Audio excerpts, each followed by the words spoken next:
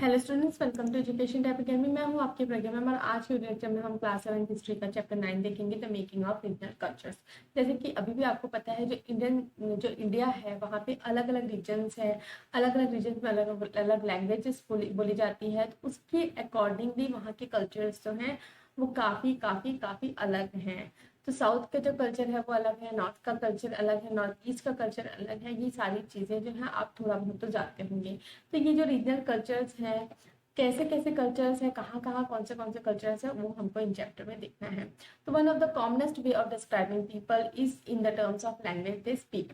जैसे कि मैंने बताया कि सबसे साधारण तरीका क्या है लोगों को बयां करने का, लोगों के बारे में बताने का, कि लैंग्वेज जो है वो मतलब हम किससे पता करते हैं, जो लैंग्वेज वो बोलते हैं उससे हम पता करते हैं, कि हमको पता चलता है कि वो मतलब किस तरीके के, कहाँ से वो बिलोंग करते हैं। So when we refer to a person as a Tamil or an Odia, this usually means that he or she speaks Tamil or Odia and lives in Tamil Nadu और उड़ीसा। जैसे कि अगर कोई हम किसी पर्सन को जान रहे हैं, वो अगर तमिल या फिर ओडिया लैंग्वेज बोल रहा है, तो हमको ये समझ में आता है कि हाँ, वो कहीं ना कहीं उसका ओरिजिन कहाँ है, तमिलनाडु से या फिर उड़ीसा से है उसका ओरिजिन। तो we also tend to associate each region with distinctive है ना, we distinctive kinds of foods, clothes, poetry, dance, music and painting। तो हमारी एक टेंडेंसी होती है, हम एक मतलब हम एक मतलब एक धारणा बना के रख लेते हैं कि हाँ भाई, अगर वो उस एरिया से है तो वहाँ पे उसको क्या क्या डिस्टिंक्टिव काइंड्स ऑफ क्या है, वहाँ का जो फूड है उनका कैसा होगा, क्लोथ क्या होगा, पोएट्री होगी, डांस हो गया, म्यूजिक हो गया, अलग अलग रीजन में अलग अलग हुआ करता है। तो sometimes we take this identities for granted. ठीक है, तब एक बार हम लोग जो ये आइडेंटिटीज है, फूड हो गया, क्लोथ हो गया, इसको क्या है ग्रांटेड लेते हैं। ग्रांटेड का मतलब हम सच मान के चलते हैं और अज्यूम कर लेते हैं कि they have existed from time इमोबरेबल। तो यहाँ पे हम एज्यूम करके चल देते हैं कि हाँ भाई, ये जो है ये जो लोकेशन है, ये बहुत बहुत साल से मतलब वैसा ही वैसा चलता आ रहा है, ये लोग ऐसा ही खाना खाते आ रहे हैं या फिर ये ऐसे ही म्यूजिक सुनते आ रहे हैं, ये हम अज्यूम करके चल लेते हैं। However the frontiers separating regions have evolved over time. तो लेकिन ऐसी बात नहीं है। तो क्या है, ये जो फ्रंटियर्स है, ये जो बाउंड्रीज हैं जिसमें जिसे अलग अलग रीजन को सेपरेट किया है, ये एक साथ नहीं, मतलब एक समय में ये सब एक साथ थे, लेकिन धीरे धीरे क्या है, वो अलग अलग रीजन्स में बढ़ते गए और उनका जो ये सारे जो एट्रीब्यूट्स हैं, ये क्या होते गए, मतलब बदलते गए over time. Also what we understand as regional cultures today are often the product of complex process of intermixing of local traditions with ideas from other parts of the subcontinent. तो ये देखिए, ये जो regional cultures है जिसके बारे में हम जानते हैं, जो अलग अलग रीजन्स हैं, वहाँ पे क्या है, कॉम्प्लेक्स प्रोसेस रहा है। मतलब ये किसका प्रोडक्ट है, अलग अलग रीजन पे अलग अलग जो रीजनल कल्चर्स अभी हैं, वो किसका प्रोडक्ट है, कॉम्प्लेक्स प्रोसेस रहा है। एक ही बार में नहीं हुआ है, धीरे करके हुआ है, इसलिए इसे कॉम्प्लेक्स प्रोसेस बोला जा रहा है। इंटरमिक्सिंग, जो लोकल ट्रेडिशन है, वहाँ जो लोकल लोग रहते आए हैं, उनके आइडियाज और जो अदर पार्ट्स ऑफ सब कॉन्टिनेंट, जैसे कि हमने पहले के चैप्टर्स में देखा था कि कुछ लोग सेंट्रल एशिया से आए, कुछ चाइना से आए, कुछ पोर्तुगल से आए और कुछ जो फॉरेन कंट्रीज और अलग अलग फॉरेन कंट्रीज से वहाँ से आए, वो यहाँ पे बसते हैं। उनका जो ट्रेडिशन है और यहाँ के लोकल ट्रेडिशन इंटरमिक्स होकर रीजनल कल्चर्स को बनाया है। As we will see, some tradition appear specific to some region, others seem to be specific across regions, and yet others derive from old practices in particular area, but take a new form in other regions।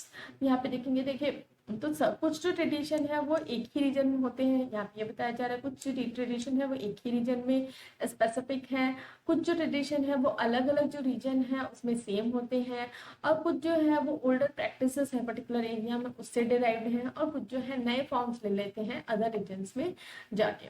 तो जैसे कि हम खाने की ही बात कर ले, जैसे हम छोटा सा एक एग्जाम्पल देते हैं, जैसे इडली। ठीक है, इडली जो है पहले के समय में जो है कहाँ से आई है, कहाँ से, मतलब वो इवॉल्व हुई साउथ इंडिया से।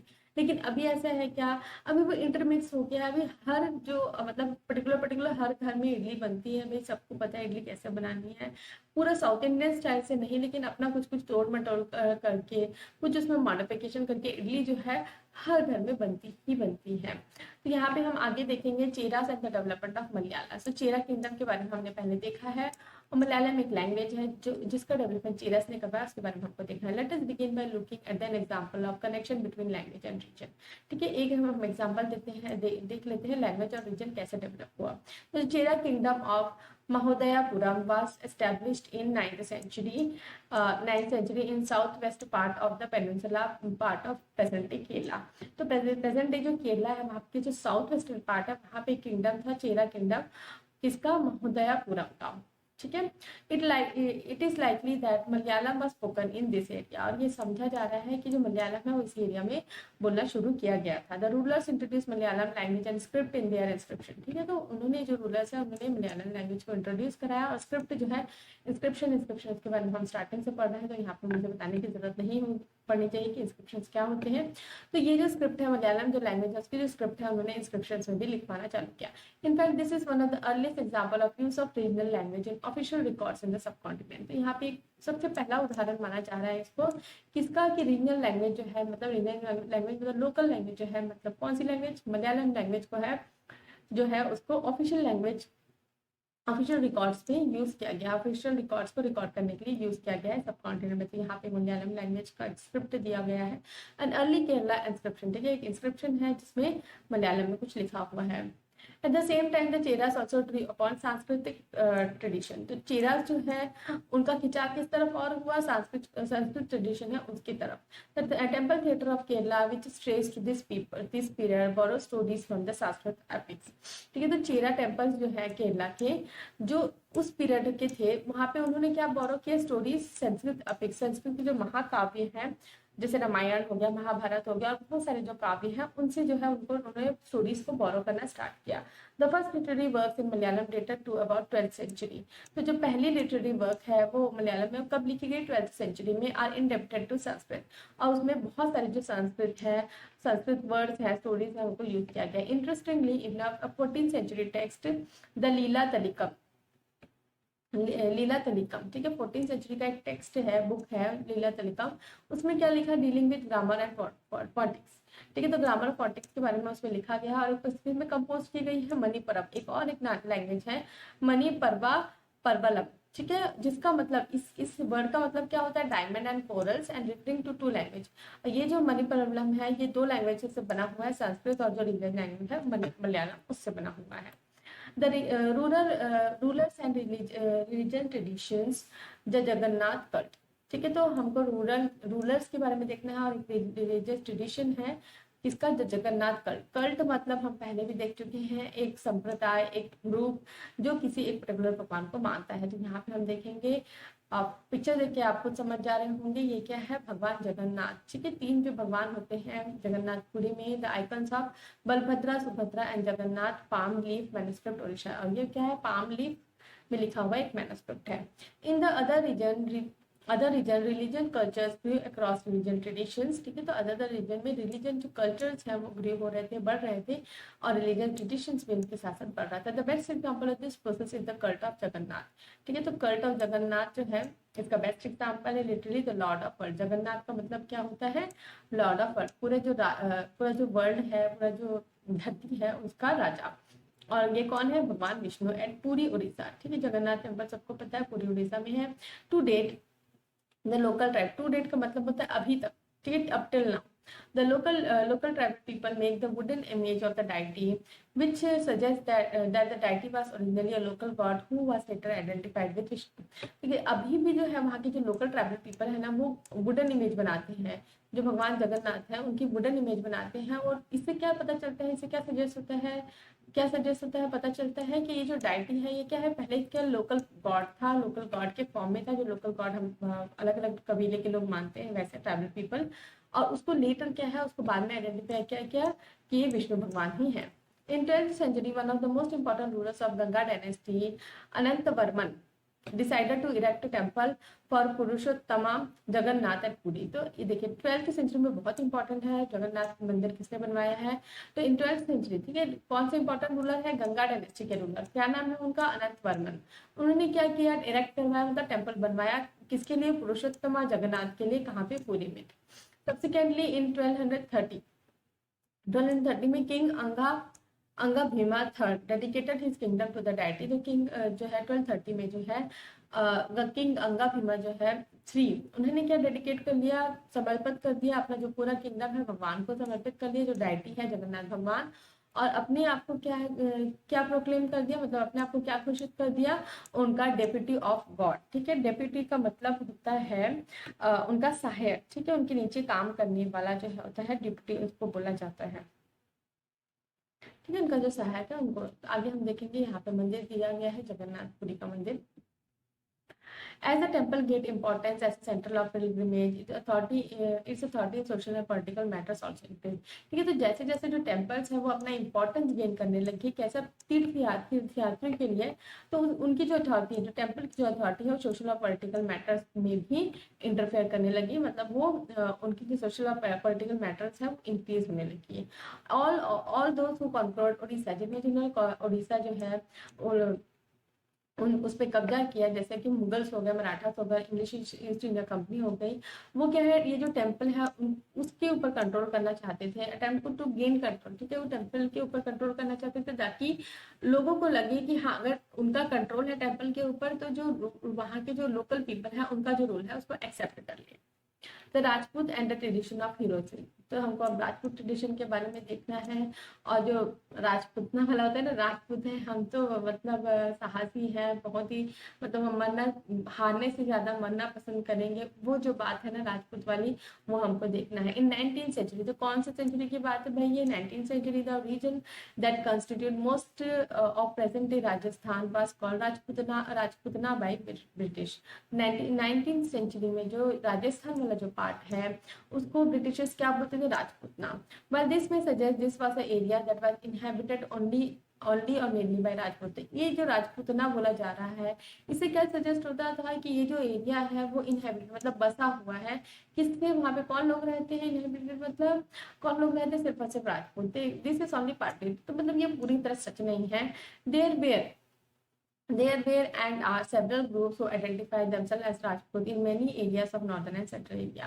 तो यहाँ पे बहुत सारे सेवरल ग्रुप्स थे जो अपने आप को, जैसे राजपूत के बारे में हमने जब ट्राइबल्स पढ़ रहे थे तो हमने ये पढ़ा था कि कुछ लोग कुछ जो ट्राइबल पीपल है वो अपने आप को राजपूत डिक्लेयर कर दिया था। तो ये सब चीजें हम पहले देख चुके हैं। तो यहाँ पे कुछ लोग जो अपने आप को राजपूत मानते थे वो कहाँ पे रहते थे, नॉर्थ और सेंट्रल इंडिया में भी रहा करते थे।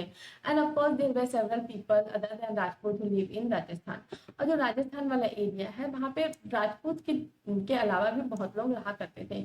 However, the Rajputs are often recognized as contributing to distinctive culture of Rajasthan। फिर भी जो है राजपूत जो है उनको क्या रिकॉग्नाइज किया गया है कि उन्होंने जो राजपूत जो राजस्थान है उसमें जो उनका जो डिस्टिंक्टिव कल्चर है ना उसको उन्होंने उभारा है। उन्हीं ने ही उस चीज़ों को मतलब लेके आए, उन्होंने अपने आइडियाज लगाए। जो उनका डांस हो गया, आप जैसे आपने देखा होगा जो राजस्थानी डांस हो गया, राजस्थानी म्यूजिक हो गया, बहुत ही मतलब अलग होता है वहाँ, यहाँ मतलब आपको कहीं और सुनने के लिए मिलेगा नहीं। जो उनका जो म्यूजिकल इंस्ट्रूमेंट्स है वो भी अलग होता है, उनका पहनावा भी कितना अलग है। राजस्थान की तरफ अगर आप जाएंगे तो यहाँ पे एक राजस्थानी रूलर है, उनकी फोटो है। तो ये है प्रिंस राज सिंह ऑफ बीकानेर। तो ये कौन है, prince Raj Singh of Bikaner. This cultural tradition were closely linked to the ideas and aspirations of the ruler. तो जैसे कि मैंने बताया, जो ये जो कल्चरल ट्रेडिशंस है ना राजस्थान में, वो क्लोजली किसके द्वारा बनाए गए थे, जो राजा थे, वहाँ के जो रूलर्स थे, उनके जो सिद्धांत थे, ठीक है, सिद्धांत थे, और उनकी जो एस्पिरेशंस है, जो उनकी आकांक्षा थी, के सिद्धांत और जो उनकी आकांक्षा थी, उनके मतलब उसको उन्होंने यूज करके जो कल्चर ट्रेडिशन है वहाँ का बनाया। From about the 8th century most of the present day state of Rajasthan was ruled by various Rajput families. तो जब 8th सेंचुरी से लेकर प्रेजेंट जो स्टेट है राजस्थान, वो बहुत सारे जो राजस्थानी फैमिली राजपूत फैमिलीज है वो उनके द्वारा रूल की जाती थी। जैसे कि हमने देखा था Prithviraj was one such rulers. These rulers cherished the idea of hero who fought। तो ये जो रूलर्स है वो किस आइडिया से अपने आप को हीरो मानते थे कि वो जो एक राजा होता है, एक रूलर होता है, वो एकदम हीरो की तरह होता है, जो मतलब बिना डरे एकदम साहस के साथ लड़ता है और बैटल फील्ड में जो है ना अपने आप को मरना पसंद करता है rather than फेसिंग डिफीट, है ना, हारने से ज्यादा वो मरना पसंद करता है। The stories about Rajput heroes were recorded in poems and songs which were recited by specially trained minstrels। तो जो स्टोरीज है राजपूत हीरोज के बारे में वो पोयम्स और सॉन्ग्स के फॉर्म में रिसाइट के मतलब गाया जाता था, किनके द्वारा, जो ट्रेंड मिस्टर्स होते थे। मिस्टर्स मतलब जो गाना बजाने वाले, गाना गाने और बजाने वाले लोग हैं, उनको मिस्टर्स बोला जाता है। This preserve the memories of heroes and they are expected to inspire others to follow their example. तो यहाँ पे इनसे जो है ये जो अपने ट्रेडिशन को प्रिजर्व करके रखे हैं इन सॉन्ग्स और पोएम्स के द्वारा, और इनसे हमको जो वहाँ के जो हीरोज हैं और जो दूसरे लोगों को इंस्पायर करेंगे उनके बारे में हमको पता चलता है। Ordinary people they are also attracted by these stories, they often depicted dramatic situations and range of strong emotions.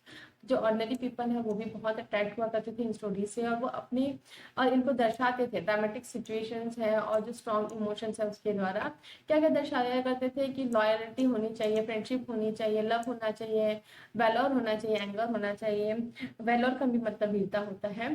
Did women find a place with in stories? तो हम जो है राजपूत हीरोज मतलब हीरोइज्म वाली है, तो हमने बहुत सारी मूवीज वगैरह भी देखा है, जैसे पद्मावत मूवी हो गया, आपने देखा होगा, उसमें भी राजपूत रूलर्स के बारे में ही बताया है।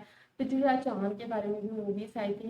मौका मिले तो ये सारी मूवीज भी देखिए, तभी आपको थोड़ा सा ये सब चीज में ज्यादा इंटरेस्ट आएगा। तो did women find a place with in stories? तो क्या वुमेन्स का भी प्लेस था ये स्टोरीज जो है लिखा है वीरता के बारे में? तो sometimes they figure as a cause for conflicts और as men fought with one another to win और प्रोटेक्ट वुमेन। तो देखिए कुछ स्टोरीज में इनको भी मतलब जगह दी गई है, और इनको क्या बताया गया है, एक फिगर, ठीक है, एक फिगर बताया गया है जो जिसके कारण जो है लड़ाई भी होती थी, कॉन्फ्लिक्ट्स हुआ के हैं कई सारी लड़ाई, और कुछ जो मैन है वो मतलब वुमेन को जीतने के लिए या तो उनको प्रोटेक्ट करने के लिए लड़ाई किया जा करते थे। तो women also depicted as following their heroic husband in both life and death. तो वुमेन जो है वो भी अपने आप को मतलब किसी हीरो से कम नहीं दर्शाती थी। तो वहाँ पे लाइफ और डेथ में है ना, जीवन के समय भी और मरने के समय भी। There are stories about the practice of sati. ठीक है, जो सती प्रैक्टिस है वो उस प्रैक्टिस को अपना लेती थी। अगर उनका जो हस्बैंड है वो लड़ाई में खत्म हो गया है तो वो सती हो जाती थी। सती हो जाना मतलब जो इमोलिटेशन, ठीक है, अपने आप को खत्म कर देना, डेथ में चले जाना, आग से। ठीक है, इमोलिटेशन का मतलब होता है अपने आप को मार देना आग में जाते हुए। तो जो उनका जो फिनरल होता था, शव यात्रा होती थी जो उनके हस्बैंड की, वहां पे वो जाकर अपने आप को सती कर लेती थी। सो दोस्त, तो यहाँ पे मैप है, मैप में बहुत सारे जो एरियाज है जिसके बारे में हमने पढ़ा है उसको आपको देखना है। जैसे राजस्थान हो गया, राजस्थान में जोधपुर है, जयपुर है, अजमेर है, चित्तौड़गढ़ है, बीकानेर है। ये सारी चीजें जो है आप मैप में देख सकते हैं। सो सिंपल सा मैप है। Who followed the heroic idea often had to pay for it with their lives. ठीक है, जो जो रानियां जो है वो हीरोइक आइडियाज को फॉलो करना चाहती थी, उनको पे करना पड़ता था, किससे, अपनी जिंदगी के साथ, अपनी जान के साथ। उसके बाद हमको देखना है beyond regional frontiers the story of Kathak.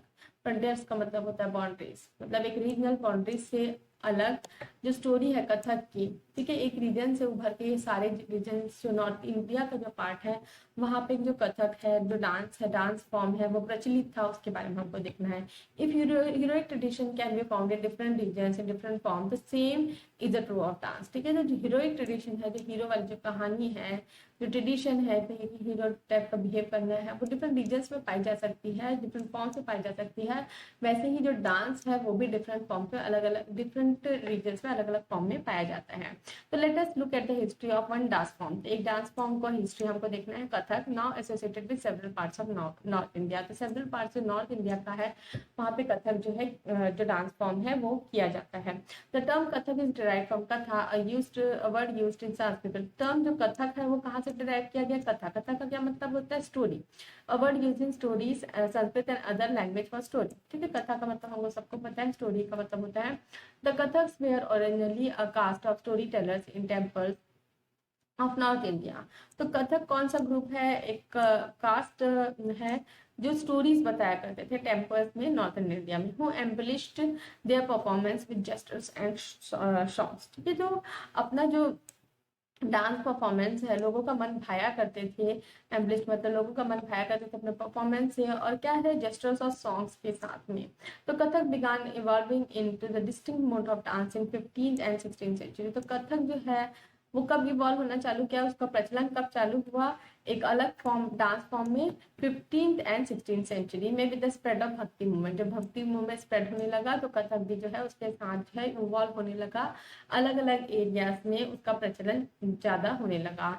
The legends of Radha Krishna enacted with in folk plays called रासलीला। तो ये जो डांस फॉर्म है कथक, इसमें कौन से प्लेस को इंडक्ट किया जाता था, राधा कृष्ण, ठीक है, जिसे रासलीला कहा जाता था। With combined folk dance with basic gestures of Kathak story tellers. तो जो फोक डांस है उसमें जो कथक जो डांस कर रहे हैं वो जेस्टर से, इशारों से जो है जो राधा कृष्ण का जो प्यार है, जो रासलीला है, जो फोक प्लेस है, उसको वो दर्शाया करते थे। Under Mughal emperors and their nobles Kathak में परफॉर्म्ड इन द, तो जो मुगल एम्परर्स थे वहाँ पे भी जो है, और उनके नोबल्स थे वहाँ पे जो उनके कोर्ट में कथक जो है परफॉर्म किया जाता था उनके कोर्ट में, where it is acquired to its present features and developed into form of dance with distinctive style. तो वहाँ पे जो है उनके जो फीचर्स है उसमें काफी चेंजेस है, जो कथक का जो डांस फॉर्म है, और उसको एक डिस्टिंक्टिव स्टाइल मिला। तो सब्सिक्वेंटली इसका जो नतीजा क्या हुआ, सब्सिक्वेंटली मतलब it developed into two tradition. क्योंकि दो कथक है उसका दो ट्रेडिशन और दो घराना डेवलप हुए, मतलब दो फॉर्म्स डेवलप हो गए, one in the court of Rajasthan and other in Lucknow. ठीक है, तो दो फॉर्म्स डेवलप हो गए, राजस्थानी कथक हो गया जयपुर से, और other in Lucknow under the patronage of Wajid Ali Shah, the last Nawab of Awadh, it grew into major art form. तो जो वाहिद अली थे, जो नवाब थे अवध के, लास्ट नवाब थे, उसके उनके अंडर जो है एक मेजर आर्ट फॉर्म में ये डेवलप हुआ। By the third quarter of 9th century it was firmly entrenched as a dance form not only in these two regions। तो देखिए 19th century के आते आते ये एक डांस फॉर्म जो है वो ये दो रीजन में बस अवेलेबल नहीं था, बट पूरा कौन से एरियाज में, adjoining areas of present day Punjab हो गया, हरियाणा हो गया, जम्मू एंड कश्मीर, बिहार, मध्य प्रदेश, ठीक है, यहाँ तक ये फैल गया पूरा। एंट्रिच मतलब पूरा फैल जाना। Emphasis was laid on intricate and rapid footwork, elaborate customs as well as on the enactment of stories। तो इसमें अब क्या है, जो एम्फेसिस मतलब क्या, किस पे जोर किया जा रहा था कि मतलब देखिए इंट्रिकेट मतलब इंट्रिकेट का इंट्रिकेट का मतलब होता है जटिल, एकदम कठिन तरीके से जो रैपिड फुट मूवमेंट करना है अपने को, जो डांस फॉर्म कर रहे हैं उनको, और एक एलोबरेट कस्टम कॉस्ट्यूम्स पहनना है, मतलब बहुत बढ़ा चढ़ा के मतलब भारी कस्टम कॉस्ट्यूम्स पहनना है, और स्टोरीज जो है उनको भी दर्शाना है। Kathak like several other cultural practices was viewed with disfavour by British administration. तो कथक जैसे कि बाकी अदर जो हमारे जो कल्चरल प्रैक्टिसेस हैं वो जो ब्रिटिश एडमिनिस्ट्रेटर्स जो थे उनको बिल्कुल पसंद नहीं था, वो उनका फेवर नहीं करते थे। इन 19th and 20th century, 19th और 20th सेंचुरी के आते तक कथक की जो वैल्यू है कम होने लगी। हाउएवर इट सर्वाइव, ठीक है, ब्रिटिशर्स का जो एरिया है वहाँ पे तो ये बिल्कुल अलाउ नहीं करते थे, लेकिन however it survive and continue to be perform by politicians and was recognised as one of the 6 classical form of dance form in the country after independence. देखिए, तो धीरे धीरे वो सर्वाइव तो हुआ, कंटिन्यू थे, जो जहाँ पे पोलिटिशियंस थे वहाँ पे परफॉर्म किया जाता था। और जब हमारी कंट्री आजाद हुई तो उसके बाद जो है 6 क्लासिकल डांस फॉर्म में इसको जगह मिली। तो 6 क्लासिकल डांस फॉर्म क्या है हमको देखना है आगे। तो क्लासिकल डांसर्स क्या होते हैं हमको देखना है। The question of defining any art form as classical is often quite complicated. तो जो अगर किसी भी डांस फॉर्म है, कोई भी आर्ट फॉर्म है, उसको क्लासिकल बताने के लिए, जैसे क्लासिकल म्यूजिक हो गया, क्लासिकल डांस हो गया, क्या है, बहुत ही कॉम्प्लिकेटेड प्रोसेस होता है। डू वी डिफाइन, तो कैसे हमको डिफाइन करना है हमको देखना। Do we define something as classical if it deal with religious theme. तो क्या किसी भी आर्ट फॉर्म को हमको क्लासिकल डिफाइन करने के लिए क्या वो रिलीजियस थीम होना चाहिए। और do we consider it classical because it appears to require a great deal of skill required through long years of training. क्या उसको क्लासिकल इसलिए डिफाइन कर रहे हैं क्योंकि उसको करने के लिए बहुत सालों के लिए मतलब ट्रेनिंग चाहिए होती है। और is it classical because it is perform according to rules that are laid down and variations are not encourage. तो क्या इसलिए परफॉर्म कर रहे हैं कि बहुत सारे इसमें रूल्स है, इसलिए इसको क्लासिकल और वेरिएशन जो है मतलब क्लासिक मतलब एक अकॉर्डिंग एक मतलब एक रूल के साथ उनको परफॉर्म करना है। क्या इसके लिए क्लासिकल है, उसमें हम कुछ अपने तरीके से चेंजेस नहीं कर सकते। Variations are not encouraged, matlab these are questions we need to think about. It is worth remembering that many Dance form that is classified as folk also share several classical characteristics considered typical of classical form. तो जैसे कि folk जो है बोलते हैं हम, folk dance बोलते हैं, folk music बोलते हैं, उनके भी जो कैरेक्टरिस्टिक्स हैं वो काफी कुछ जो है क्लासिकल फॉर्म की तरह ही होते हैं. So while using the term of classical may suggest that these forms are superior, this need not always be related to. तो जैसे कि हम क्लासिकल बोल रहे हैं, जैसे कथक को हम क्लासिकल बोल रहे हैं, तो कोई भी जैसे राजस्थानी फोक सॉन्ग हो गया, क्या फोक डांस हो गया, तो क्या उससे वो मतलब थोड़ा सा सुपीरियर है इसलिए उसको क्लासिकल बोला जा रहा है? तो हमेशा ऐसा सही भी नहीं है. तो अदर डांस फॉर्म्स, ठीक है, that are recognised as classical आज एट प्रेजेंट, ठीक है. तो अभी जो है जो अदर 6 क्लासिकल डांस फॉर्म क्या है, पहले तो हम कथक देख लिए, फिर सेकंड भरतनाट्यम है, कथकली है, भरतनाट्यम तमिलनाडु, कथकली केरला, ओडिसी उड़ीसा, कुचिपुड़ी आंध्र प्रदेश, मणिपुरी मणिपुर. तो ये भी बहुत इंपॉर्टेंट है, कौन सा जो डांस है, डांस फॉर्म में किस रीजन को बिलोंग करता है, ये भी आपको याद रखना है. काफी सारे कॉम्पिटेटिव एग्जाम में ये सारे क्वेश्चन भी पूछे जाते हैं.